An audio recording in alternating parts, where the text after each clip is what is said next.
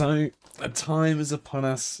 The ending now, or the hunt phase, I suppose, of year 3 is coming into effect. I think what I might do is try and do a full session here, or year 4 actually, a full session here to actually just get the timelines normal. Because obviously we're starting with the showdown here at the end of year 4. I'm going into year 5. So everything's a little bit woo woo with everything. So I'll it's obviously a little bit more tedious to edit.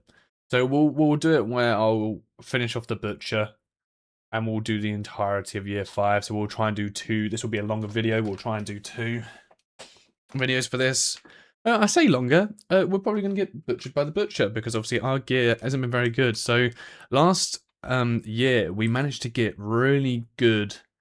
We had a really good year for intimacy, going from only 2 people left up to 10. I've renamed the 4 people. We've got 4 survivors. We've got Defid, Donath, Colomuth, Heros. Those are our people. They're meant to have 1 survival each for renaming them. And yeah, we'll go into the butcher. So because the butcher is at the end of the timeline, we'll trigger it here. You don't do any hunt event. As you can see here, departing survivors do not have a hunt phase. Instead, select the butcher's monster level. It should be 1 greater than the last butcher encounter and set up the showdown accordingly. There once was a man who could not hide his fear. He wore a mask that transformed his cowardice to rage. In turn, the man transformed into a monster. All that remained was a devouring fury that stalked the night, collecting the fearless faces of others. So, we are going to be having the butcher. You can see here's the setup, so we can spawn anywhere on that bottom line, and it should have, there you go, these 4 posters for us, which means that we can put this survivor corpse anywhere we want to which I might just put the survivor corpse next to us so we can do something. So we're going to be going first with any Nemesis encounter, unless it states otherwise. We get to go first in this attack, but as you can see, the Nemesis is going to have a couple extra different things. First of all, look how cool the model is here. It looks so... I've got these lanterns at the back and skulls. Really fucking cool. So yeah, here we've obviously got some special rules that are going to be in effect. So we've got dreaded trophies. When a survivor dies, place their miniature on this card. The monster gains the following bonuses for each miniature on dreaded trophies. So for each person that dies, the stronger the butcher gets. Obviously not a good sign. We've got fast target. At the beginning of each monster's turn, reshuffle the butcher's hit location deck. Reshuffle includes deck and discard pile, so everything just gets reshuffled at the start as opposed to leaving it on there. And then draw +1 AI every monster turn. So that means that he's going to be doing 2 AI attacks each time he attacks. And then we've got his instincts here. His menace. Turn the butcher to face the closest survivor. That survivor suffers 1 brain damage per level. So menace will happen if no one is in range. And we can see that there are places for us to hide behind here, which would be nice. But probably won't get to that. So he's got 5 movement, toughness of 9. We are kind of just out of range for it. I did see, so I was watching a video, so just as a quick example, so usually, if I have someone there, I would class that as in range, but I don't think that's the case. I don't think that means they're in range.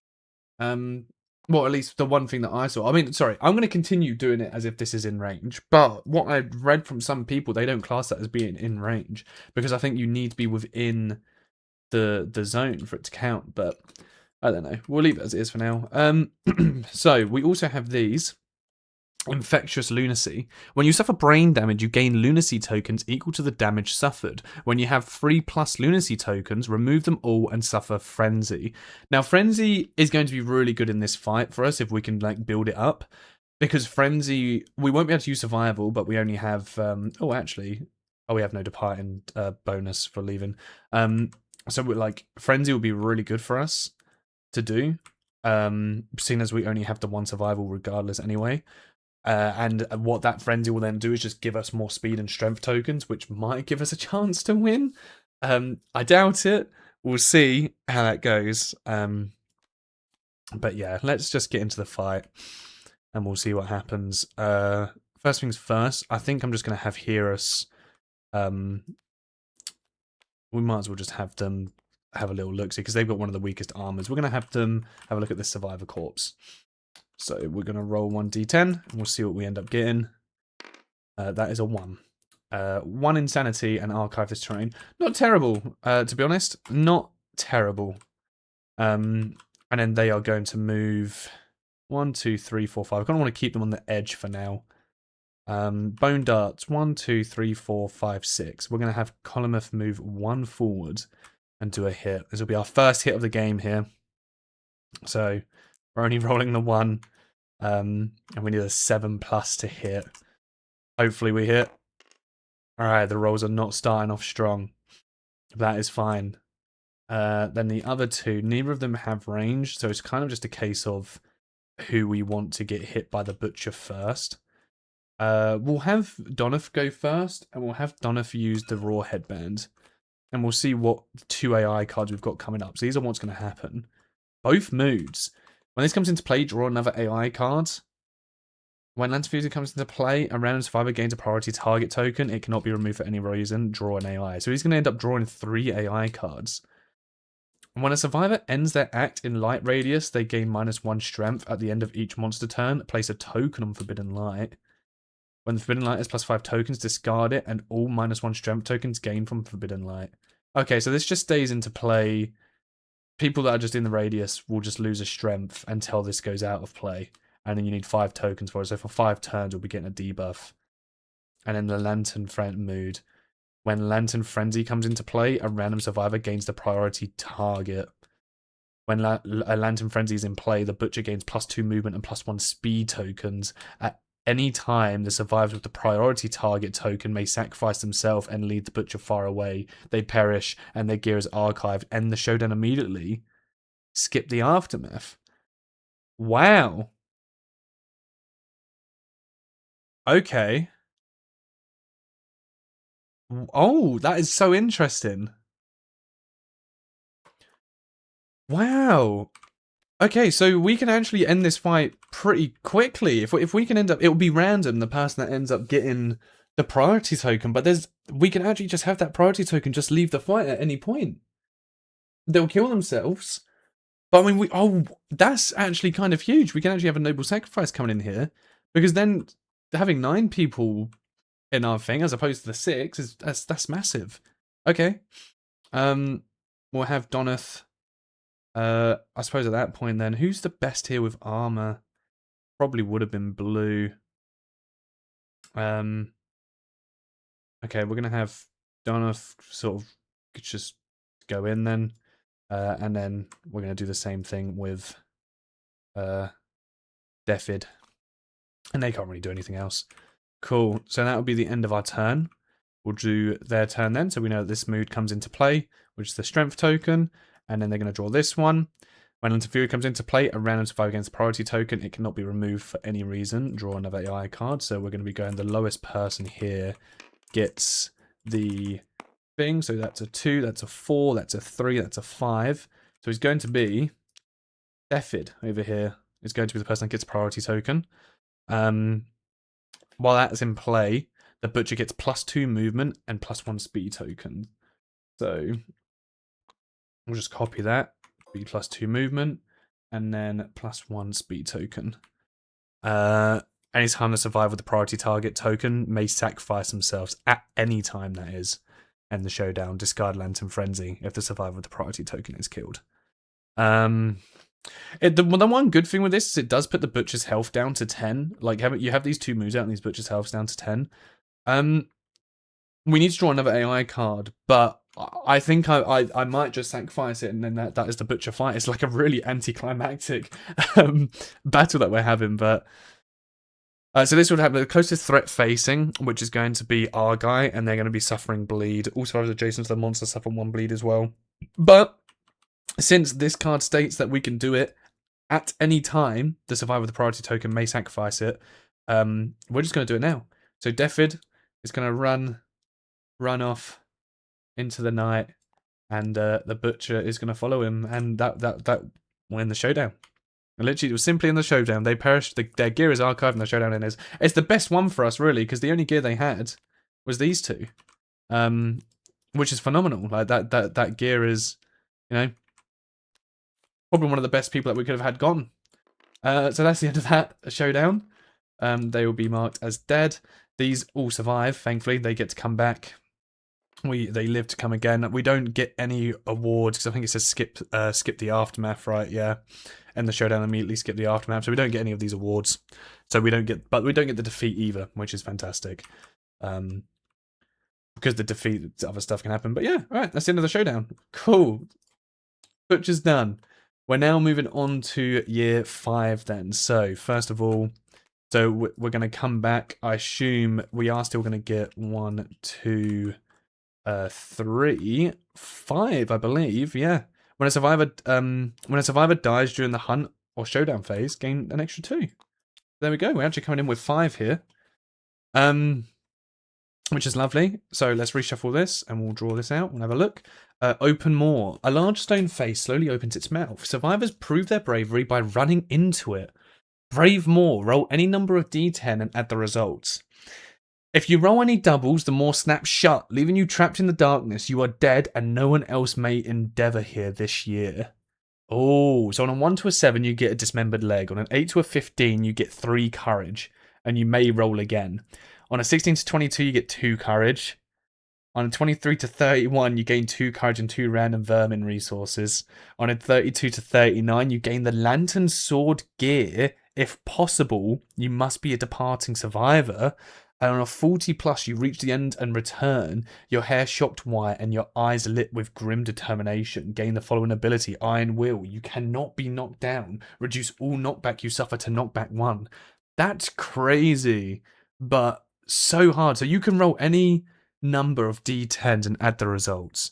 So you need to minimum roll 4 d10 to try and get 40, but all of them would need to be... I might risk this. Only with 1 survivor, because, you know, I was fully expecting us to only have 6. I know I'm taking these risks that I shouldn't be taking, but we're in such a bad spot. I feel like taking these risks is kind of ideal. If we can get that lantern sword, that would be fantastic. So I'm thinking we roll 5 dice, right? What's 5 divided by 32? It's kind of like, it's like just. Oh, we kind of need 8s though, isn't it? Like, is it like 6? 6 is on all of them. We're gonna need 7. We're gonna need 7s and then a 5 on one of the dice. It's kind of odd, but then we don't want to get duplicates. And I feel like 5's enough. No, okay, we're gonna try it. We're gonna try it on we're gonna do it on Donath, all right? Because Donath doesn't really have anything extra. Because I think they were one of the ones that got born without. Oh, you just have all the understanding now, yeah. So we'll do Donath, and I'm going to be doing this with how many dice? I think we go 5, right? I think we do 5 dice. Yeah, okay. No duplicates, please. No dupes. Oh my god, there's no dupes. There's no dupes. And all that together? 24. Unfortunate. But there was no dupes. 24. You fumble through the darkness, grasping for some proof of your brave journey. Something sharp and wriggling comes away from the wall. Gain +2 courage and 2 random vermin resources. Let's just double check I didn't get any duplicates there. As yeah, a 2. Literally a 1, 2, 3, which is so unfortunate. 5, 6, 7. But cool. 2 random vermin resources. Which I think is very nice because we don't have any gear right now. So this one is archive this and roll a d10. The beetle burrows into your brain, you die instantly. Tough and disgusting, no effect. Gain 1 permanent strength on a 6+. It's very nice. And this one's a hide. Cast as a hide. That's actually fantastic. That we get that because it means that we can make another bit of head armor there. That is very good. And we gain +2 courage as well. So yoink yoink. We can have someone else go into that, and that obviously costs an endeavor. We can have someone else go into that. I don't think we're going to risk it. Well, we'll see. We'll see. We'll see. I'm terrible. We've got that extra hide. I think it's worthwhile that we use that hide. It doesn't cost a bone, does it? Yeah. I mean, it was hopeful thinking. I think with that extra hide, we make another raw hide chest because we did lose the raw hide chest piece. Or would the helmet be better? No, we'll make the chest piece because then we can give the chest piece to like just this person for now. Because we don't have any bones, we can't really do anything with that. We don't have any skulls, so making the rawhide chest piece could be very useful. And the head armor would be better, realistically. Ooh. We'll make head armor, I think. So if I'll just copy one of these, place it over to there, and we'll get rid of that crab spider. Oh, I realised, actually, before we do that, I remember we need to do Hands of Heat. So, if the settlement already has Lantern Oven, which I don't believe we do not. One lucky day, a clumsy accident knocks a lantern free from the towering lantern horde. A sudden flash of heat bathes the survivors as the lantern crashes to the ground. Now shattered, the lantern light dies, but the seed of an idea begins to grow. Nominate a survivor, they gain +1 courage and experiment with the lanterns. Now, we are going to nominate Donath again, because they are one away from their upgrade. So we're just going to click that. That's going to do their upgrade real quick. We're just going to give them Matchmaker, which is fantastic. And 2, you may re-roll 1 Endeavor result. This thing, that's really useful actually to re-roll 1 Endeavor result, because we were going to try that with Intimacy. But we'll give them Matchmaker. Matchmaker is also very nice. So what Matchmaker does, we put the ability down, I will show you. Matchmaker is when you're a returning survivor, once per lantern year, you may spend an endeavor to do Intimacy. So you don't need to roll. We need to currently right now for us to be intimate. We need to roll an augury here. The survivor endeavors to claim the meaning of its existence, and we need an 8+ to be able to do it. This one won't allow us to do the 8+, or won't need the 8+. But we can't do that now.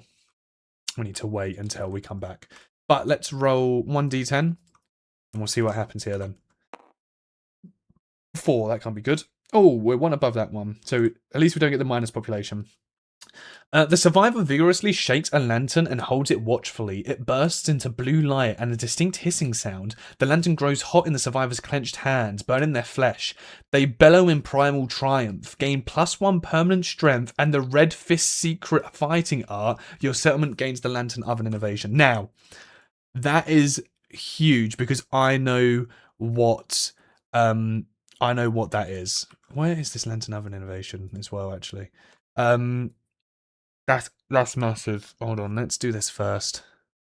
Lantern Oven. There you go. So we gained this innovation, and I believe that's gonna Lantern Oven consequences as well. So that's a consequence of Lantern Oven. That's an inner lantern oven. You were lantern oven, weren't you? No, that's inner lantern, so put you back. You're lantern oven, there you go. We'll put those into there and shuffle it out. So we gain +1 permanent strength as well. So we're going to put that. +1 strength from inner lantern oven, sorry. And then we're going to gain the fist. So, what red fist does... An ability. What's it called? Yeah. Secret fighting art. Ah, that's why I couldn't find it. There it is. So, red fist. Really good. So, at the start of each showdown, each survivor gains +1 strength token. Survivors may spend 1 strength token in place of a survival. Everyone at the start of showdown is going to get 1 strength. That is fantastic. That is really good for us. Hopefully we can actually kill the lion. We'll see, because I will be bringing Donath in, because we want to get their hunt XP up. But that will be fantastic if so. So, that is really good. Right. A feast. And now we need to do your settlement gains the Lantern Oven innovation. Okay. So we're not doing lantern branding. We're just doing the Lantern Oven innovation, which we've done. That's the end of that event. Cool. So now we'll go back to using this to create the headband. And that's pretty much all we can do because we have the scrap, but we can't use the scrap for anything. we kind of need to be successful in killing in killing the lion, and hopefully this time that will happen. I think we give the headgear. Probably just best give the headgear to this guy, because obviously he can have double headgear, remember, because the headdress counts something else. Because this person's just sort of going in naked. They're not going to really have anything. And there's nothing I can really do about that. And then we'll bring out this person. And we'll call him David. Call him David. Why does David have 2 survival? Oh, it was some of the mating things, wasn't it? Yeah, they spawned with some survival, yeah.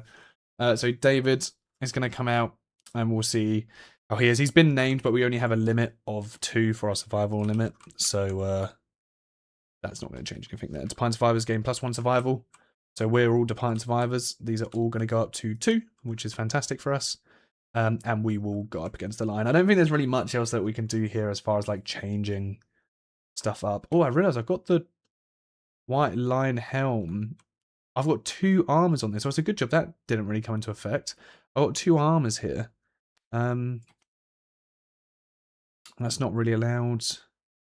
That's a cheating. It's a cheating thing, but it's a good job we didn't really do any combat there. So it's a good job I discovered that now.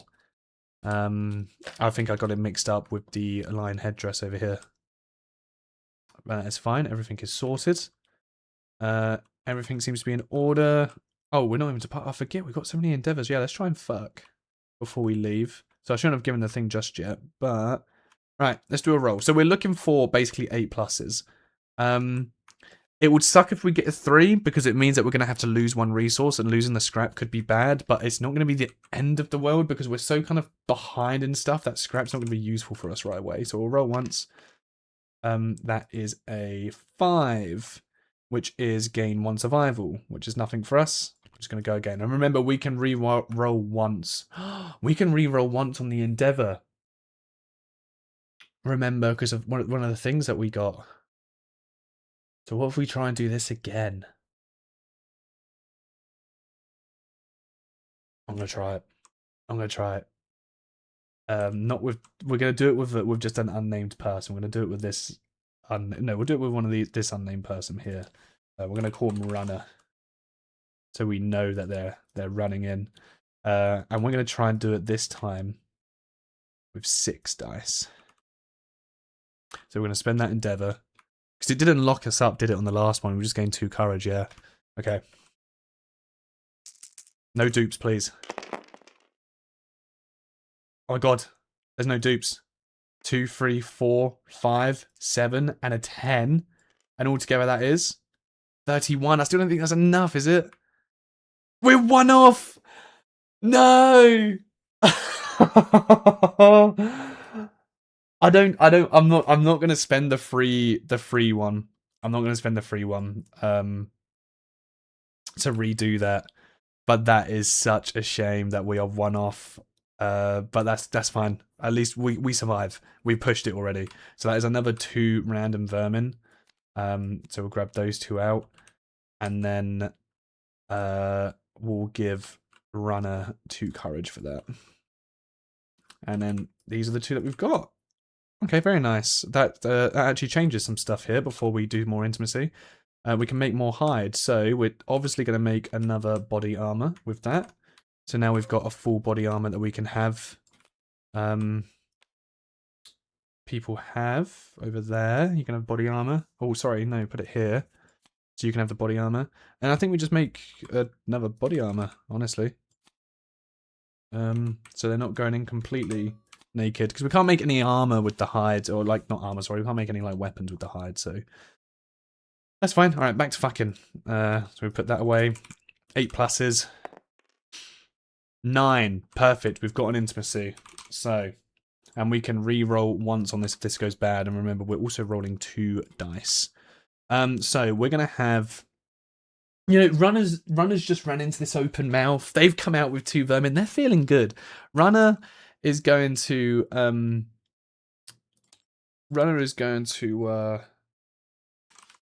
have sex with Walker. Runner's going to have sex with Walker. And we're going to see what they can do. That is an 8 and a 5. I get to choose the highest one, which is an 8, which we don't have bed, but that is going to be +1 population. And they are going to get 10 survival each. We only have 2 as a limit. So that will just be it. And that is going to be an understanding. So that's good. We're up to 10 living survivors now. We still got another reroll, so I'm going to use that endeavor to...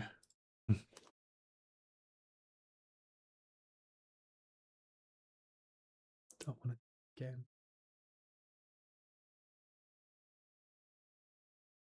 I'm going to do it again. I'm going to do it again. We're going to do 6 dice. And we're going to nominate...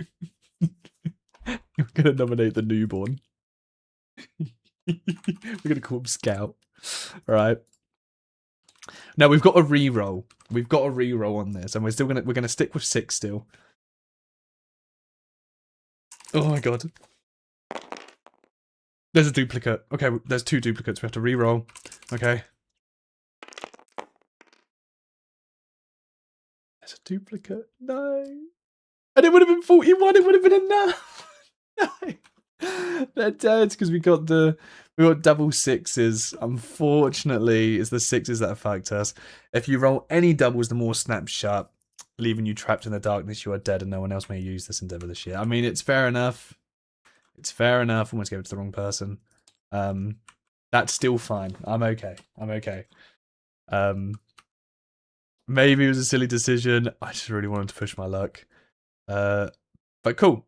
That's that then. We have nothing else that we can do. We're going to go into combat or into the hunt, and these are the people that we're going to go hunting with. So let's go to the white line level 1. That is everything, isn't it? That is Hands of Heat. We're going up against the lion now here.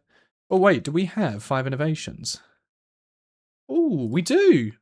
Okay, we can do the Hooded Knight event. Sorry, I didn't do this. If any survivor has the Twilight Sword, they duel, which we don't have. If not, we're doing the Mysterious Agenda. So we need to roll 1d10 and see what happens here. That is a 5. The Hooded Knight insists on training the uncuffed survivors in martial combat. Up to 2 survivors may spend 3 resources each to learn the Mighty Strike fighting art. The Hooded Knight leaves with unfinished business and will return later. I think we literally have 3 resources. And the Mighty Strike, I think, is pretty good. Because it's like, on a perfect hit, you gain +2 strength until the end of your attack. Which can be very useful. And like, guaranteeing getting a hit off.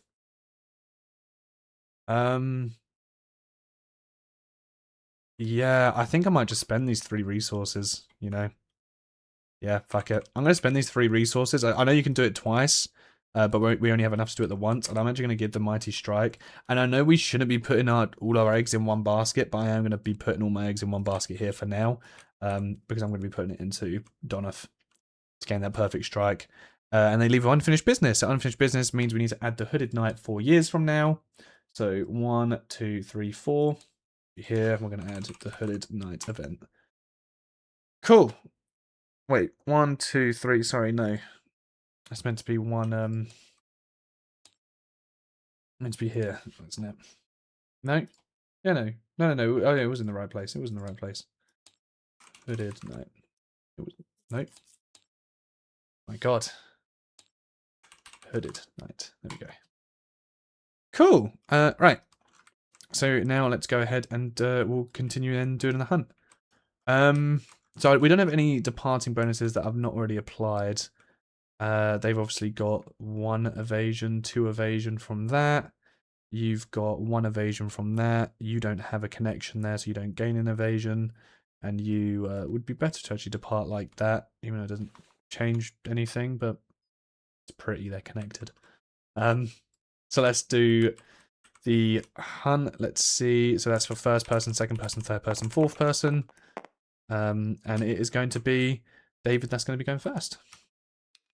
So, the White Lion Cub. The survivors find the White Lion Cub. They may choose to slay the cub. If they do, each survivor gains 1 random basic resource and the event revealer rolls in the event table below.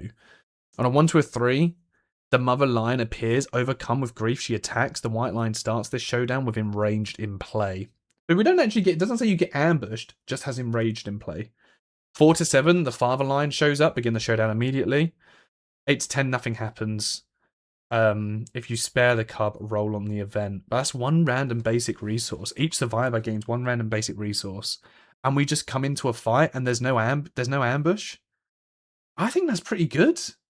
Like, the enraged in play is bad, obviously, but I think the rest of it's pretty good. We get 3. I'm gonna go for it. So we all gain. Oh, it's a basic resource. I think that's still good. We all gain 1 basic resource each. So that'll be 1, 2, 3, 4. So we'll see what each one gets. So David gets a monster organ. We're killing this poor kid. Broken lantern, hide. We kind of wanted more bones than broken lanterns, but whatever. And now we're going to roll. So that is a 5, which is the best one I think we could have got. The father lion shows up, begin the showdown immediately. So they're going to be coming into this play field. It's not an ambush. Doesn't state that it's an ambush. Just says that the showdown's starting. So we've got a level 1 lion against us. We're not starting with enraged in play. This is very good for us, I think. So the stone pillar needs to be 5 spaces away from the monster. Which... 1, 2, 3, 4... Trying to think of a place where we can...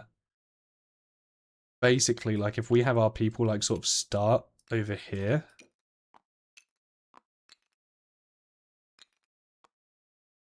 One, two, three, 4. Well,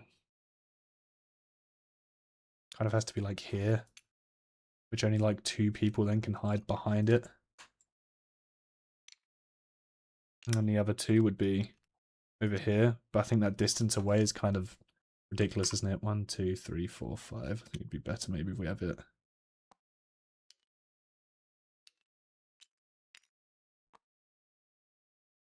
I don't even think that's worth it. I mean, we'll just put it over here. 1, 2, 3, 4, 5. Just put it here. I'll just leave it as it was with people around here. Then we got the acanthus plants. The acanthus plants are actually going to be quite useful. So we'll leave the acanthus plants kind of like here. They need to be like adjacent or next to one another. So I'll leave them there. There's a chance we can get some healing items from that. And they need to be 6+ places away from other acanthus plants, but they need to both be next to each other. Which will do that. Yeah, I think I'll leave it like that as the setup. And we'll have the lion obviously go first. So let's see. Closest threat facing in range. We are all going to be the closest threat facing in range. So I get to choose, in which I'll just have it go for David. So he is going to move and attack. They're going to run down here. Attack. That's going to give David a brain because David. Oh no, it doesn't get a brain because I'm playing solo. So maybe I shouldn't have made it target David, but we're here now. It's a 2+ to hit. Hits both of those, and I believe that is 1 damage for both of these. That's 1 damage to. Oh, that's terrible. Oh, okay, he's not knocked over. Okay, we're good. 2 damage to his body. And that is the end of his attack. Now it is Argo. So now this is where we can start hopefully messing him up. Okay. We're going to have Doneth go first. 1, 2, 3, 4. Oh, they can't get behind though. Okay, we might have David go first then. So we're going to have David go 1, 2, 3, 4, 5. And I'm going to hope that the lion's basically not going to have a charge if we had managed to get a hit off, which I doubt anyway. So we're using the Fist and Tooth. We need a 7+ to hit here. It almost went over to an 8. We didn't get it. So that doesn't hit. Can you reach 1, 2, 3, 4? You can. Okay, so we're gonna have Column go 1, 2, 3, 4, 5 to get behind, and they're going to use their bone darts. That's now going to be a 6+ to hit, but we obviously just roll the 1. It's a 5. Unfortunate. No, sorry, it's a 5+ to hit. No, it is a 6+ to hit. Sorry, yeah, because it's hitting from behind, so it goes back 1. That's unfortunate. We missed that one. Not a good start. So we'll just have Doneth then go 1, 2, 3, 4 to the side and do an attack off not using the weak spot, which is what I wanted, but...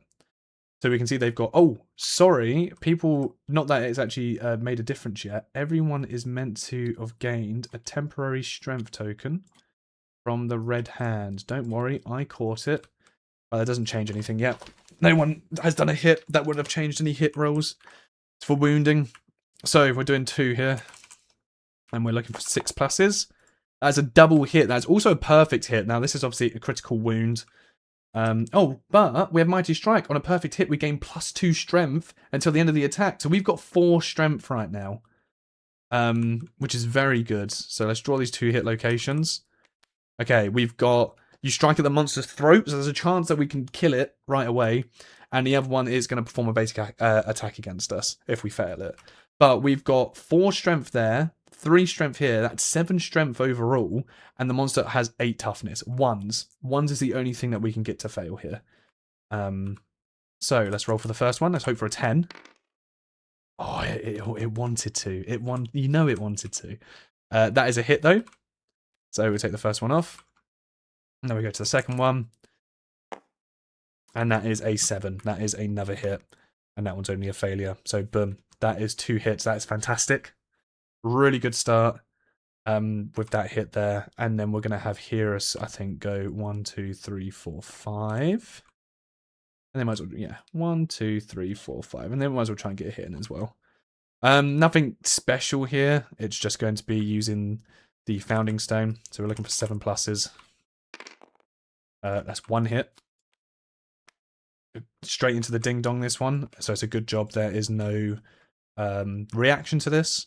We've got 1 strength, 2 strength. We're looking for 6s to be able to damage here. So 1. So nothing there. Cool. Now it goes to the lion's turn then. Closest threat facing in range, no one. So it'd be the closest threat in field of view, which is between everyone. We're all 1 away. So we're going to have to roll and see who here gets it. So that's a 8, 5, 10, 7. So it would be green, unfortunately. Move and attack. It's going to be 1 speed at a 2+. We've got an evasion of 2, so it's a 4+ for them to be able to hit us here. That is a 10. That's going to be Headhunter. So that's going to be 1 damage to our head, or we can dodge it. I'm fine taking that 1 damage to the head. We'll take that 1 damage to the head. That's fine. Cool. And now it goes to our attack again.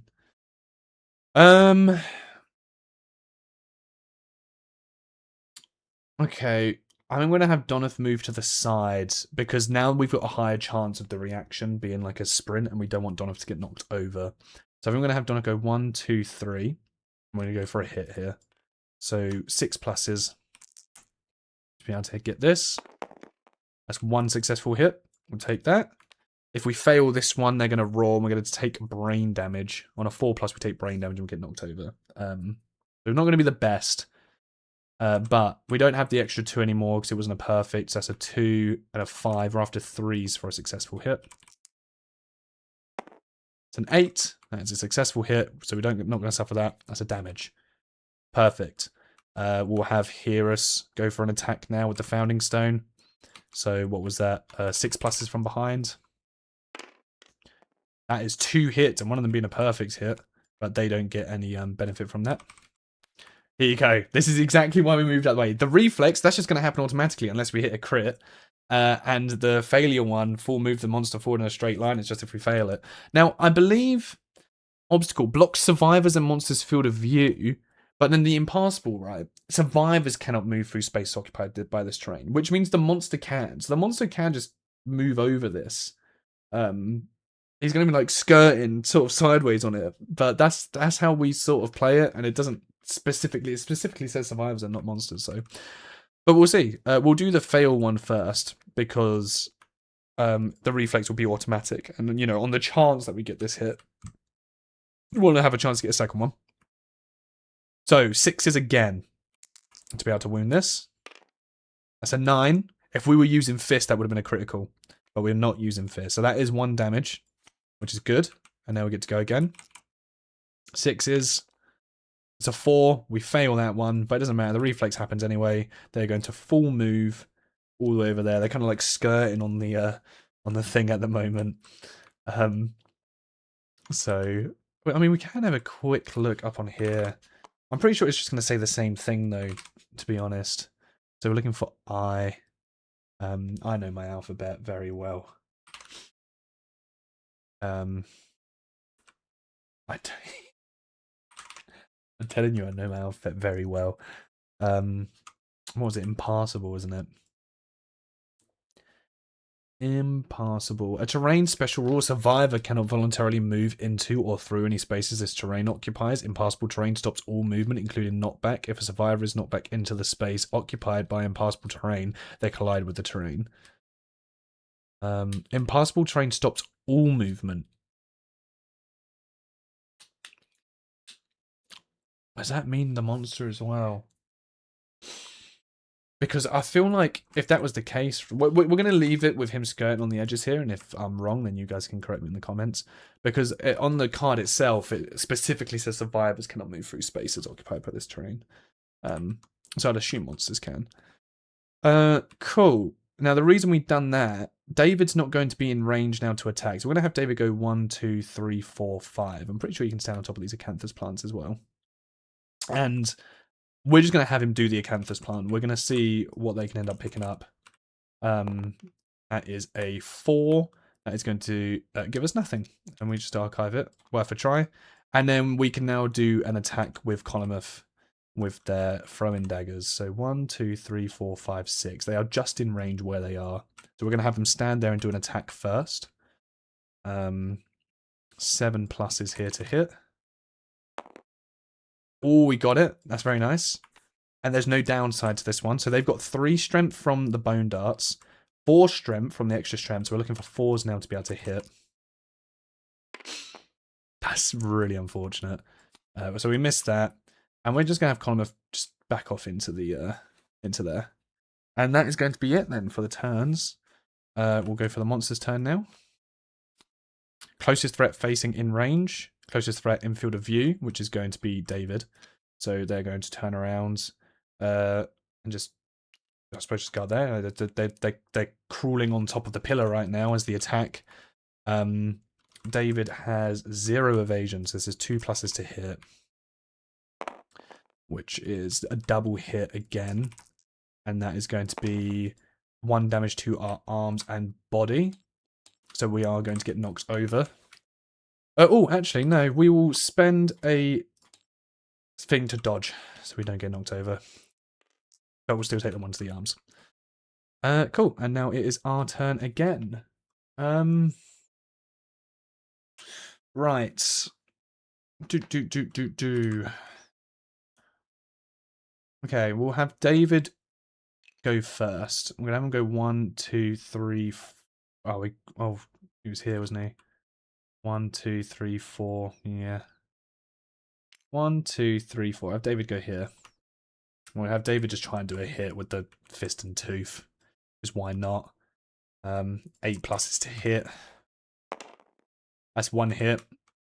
On a fail, they're going to do a basic action against us, which isn't very good. But on a 9, so we've got 1 strength.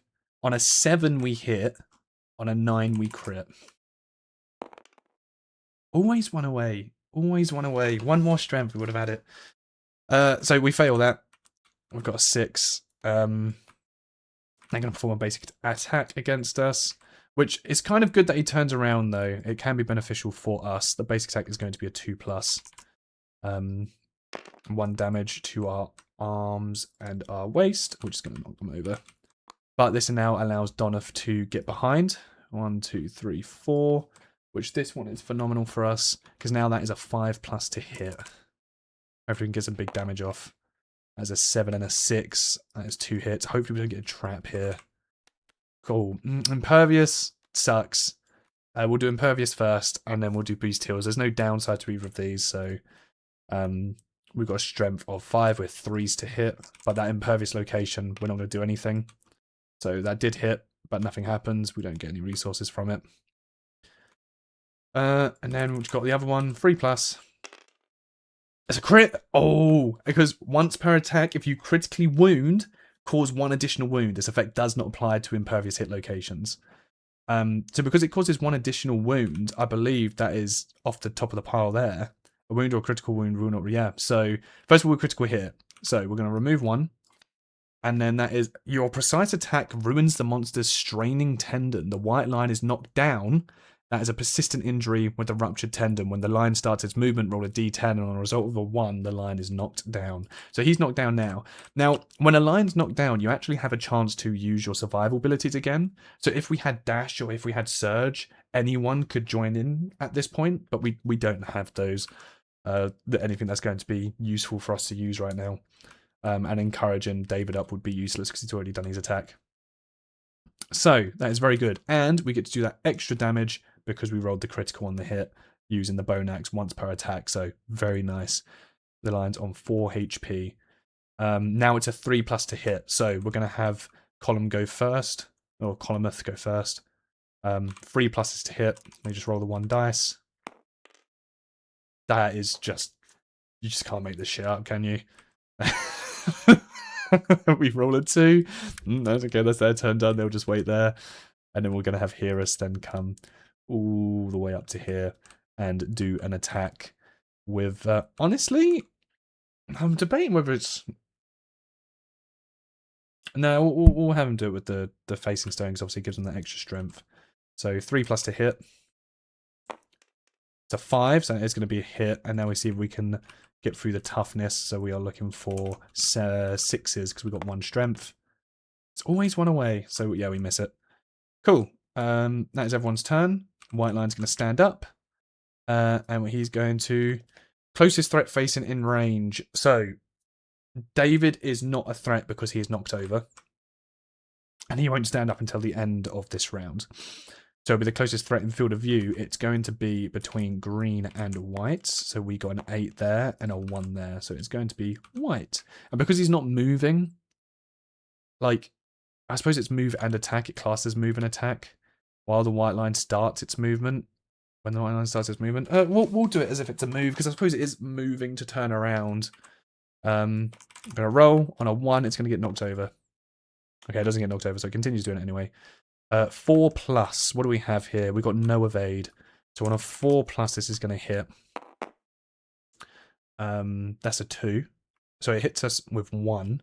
If this attack deals damage more than once, you draw an AI card. It's not going to deal damage more than once, thankfully.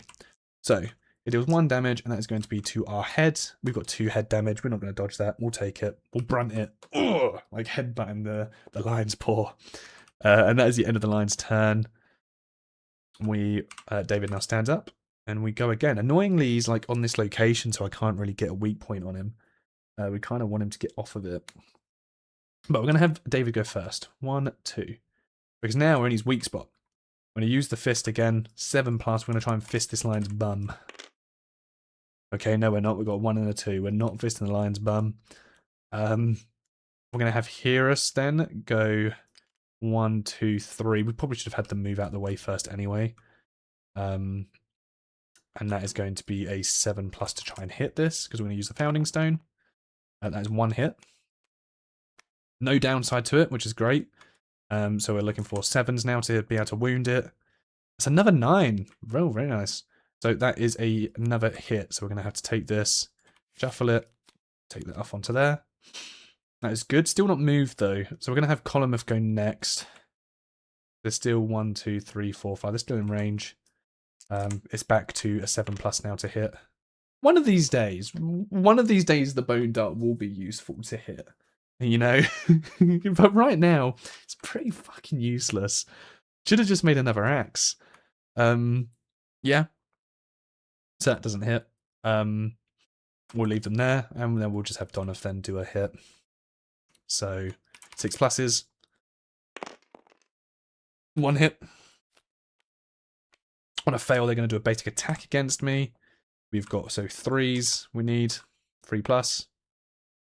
Just enough, just to double check. That is 3, 2, 5 strength. Yeah, just enough to wound it. Thank God for that. So they're not going to have a reaction against us. They are on 3 HP.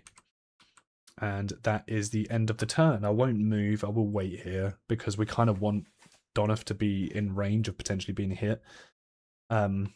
Because they're, well, actually, we don't really want them to be hit, but it's just their evade's really good. But they don't really, I just realised they don't really have that good armor. Cool. All right, monster's turn then. Closest threat facing in range. I believe, is Column facing in range? There is a thing for this somewhere about facing in range. I don't think it would be on the actual event here. Are you going to tell facing a monster is facing all spaces on the board that are in front of the miniature? So yeah, the closest facing will be Column. So they're going to now move then over to them. And they're going to attack. On a 4+, but it's actually going to be a 6+ because they're within the tall grass. 7+ because they've got the one extra evade. We're going to see. 7+ to hit. That's insane they got both of those. And if they deal damage more than once, you draw an extra AI card. So that's going to be 2 damage. But what we're going to do there is we're going to take the 1 damage to the body and we're going to dodge the head. So then that way it doesn't class as 2 damage and we don't just draw another AI card. So that's fine. Alright, we're going to the next round then. Finally, we can have Donath come up from behind. So 1, 2, 3, 4. 1, 2, 3, 4. We're gonna have straight going into there. 5 pluses to hit. We still haven't had the trap card be drawn. That's 2 hits. Still no trap. Okay, we're good. This one on a fail is going to do a basic attack. This one on a wound, we're going to get a basic attack. Well, we're more likely to wound it than not. So we'll leave them in this order. Both aren't good. Okay, so a 3's to hit. Wait, that was a perfect hit, wasn't it? That was a 10. Was it a 10? Did we get the thingy? I can't remember. We got 1 anyway, so that is a fail. So he's actually going to perform a basic attack against us. He's going to turn around. He's going to do this. We've got 2, so on a 4+ it hits us both. And that is going to be on our legs and body. I realised that I should have done this for the movement for the last one for if we got knocked down. So let me just see. We rolled a 1, we didn't roll a 1. And on the other one, not that it would have changed anything. Yeah. Cool. And now we've got 1 more. So a 3+. To 9, we do hit this one. But we're going to suffer brain damage. And we're going to take another basic attack. So we're going to take a brain damage and a basic attack. So technically, like, it says move and attack. I suppose he's not moving to do this. It's every time it mentions move, but this is while the white line starts its movement. So we just won't roll it because he's next to me. He's not even changing location. I feel like it's cheating a bit too much. That's a double 10. Man just got 2 crit hits off on me. And that is to my head and my leg. Both of which can knock me down. We'll take the one to the leg. Might as well take the one to the head as well, actually. We'll just get knocked down. Okay, that's unfortunate there. Alright. We're going to have Column go next because they are now directly behind. That is going to be 6+ to hit. Oh, they got a hit. We got a 6+ to hit. We actually got it. On a wound. We just get priority target? Okay, that ain't too bad. 3 + 1, 4. 4's to hit. Come on. Come on, boned up. Show your worth. That's a 6. We've got a hit. They actually got a hit, and that's the only card left. They're on 1 HP left. Okay, we're going to use them then to move out the way. 1, 2, 3, 4. Okay. Hearus. 1, 2, 3, 4. You're going to go over to here. Okay. What do you have? You got the Founding Stone, isn't it? 7+ is to hit. Oh, that's 2 hits. And there's no trap. But both of these are failures that charge forward. And it's actually going to hit David as well. Oh, that one's not so good. Okay. Oh, okay, we need 6s to hit here. Come on. It's a 9! It's a 9. It kills it. Oh, also before the movement would have had to have rolled, but that's it. It's dead. We've killed it. We've done it. We've done a successful showdown. Yes. All it took was Davidoff sacrificing himself from the last one, but there we go. We've successfully beaten the White Lion. So if we have everyone, well, let's have a look at what the White Lion's rewards are. So on a victory, we get 1 hunt XP and 1 weapon proficiency. I don't believe anyone is going to be having weapon proficiency yet because no one has a weapon that they can obviously be proficient in. So that is just 1 hunt XP for everyone. The first set of hunt XP basically since the prologue. Then we're going to be getting, the first time the white line is defeated, we add the Catiarium to the settlement locations, which we did do on that one person that survived. So I've already got that. So 4 basic resources and 4 white line resources. So let's reset these decks. 1, 2, 3, 4, and 1. Oh, not that one, and not that one either. Actually drew from the completely wrong decks. 1, 2, 3, 4. 1, 2, 3, 4. So what do we have? Tons of hide and tons of bone is pretty much what we were after. On top of, obviously, the stuff here that we got from the other event, which is further better. So we got the hide, organ, bones, hide. We're going to keep the white fur next to each other because that's useful. Floor, scrap, hide, scrap. And so we actually got the 2 scrap back that we had used on the other event, which is very useful. That is fantastic. Right, cool. Now we're returning back after a successful hunt. And since we're returning back, we can obviously use Matchmaker as well, which is going to be very, very beneficial for us. But before we do that, oh, should have healed and no, I didn't heal and reset apparently. Heal and reset. Because I should have gone rid of those strum tokens. Right, but before we do that, what do we have on the timeline here? So we just done, that was the Hands of Heat. Well, no, sorry. No, we're going to leave it there, aren't we? Because we're not going to do the settlement. Year 5 is now done. Year 5 is completed. We're now, as far as the videos going forward are going to be, the videos are going to be settlement, hunt, showdown. So we'll keep it in that order. I'll just have to familiarize myself and remind myself when we're coming into the next one on how things are going to be. So what I might do is with this here, with this link in Survivors, I wonder if I can edit this, which I can. We just do notes for next time. We'll just always call it that, and we're just going to put here Matchmaker in play, which is allowed going into this one. I think that's the only note that we need to do. Matchmaker is in play. So we've come back with Matchmaker, so then we can use that. But yeah, so going into year 6. So thank you again so much for watching. That was a successful video for once. It only took 5 lantern years for us to have a victory, a good victory. So just before we go on this one, I have also been thinking I might do a solo session on Nemesis and end up having that. It'll be another tabletop session on Nemesis. Like Nemesis, I have Retaliation and I have the default one. I don't have Lockdown. This is in person. And I want to try and see if I can invest in buying a 360 camera because that would be smaller and I can have that on a boom arm above the game. And I'll be able to edit it to be able to see the board and then switch it over to me when I'm talking or looking at my cards with the 360 camera.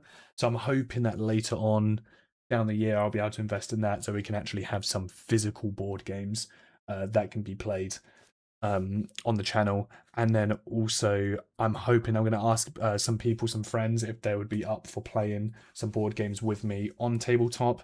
It might be that we end up having when we do Nemesis, we might end up doing it with someone else. I'm keeping things secret. I don't know if they would want to do the being able to fuck people over or not, but we can have that one on there as well. But those are things coming up. We're not exclusively going to be doing KDM here. Maybe that's something that I should have mentioned on the first video, but it's the KDM campaign. We will be doing other stuff on here as opposed to just that. So thank you again very much for watching, and I'll catch you guys on the next video. Take care.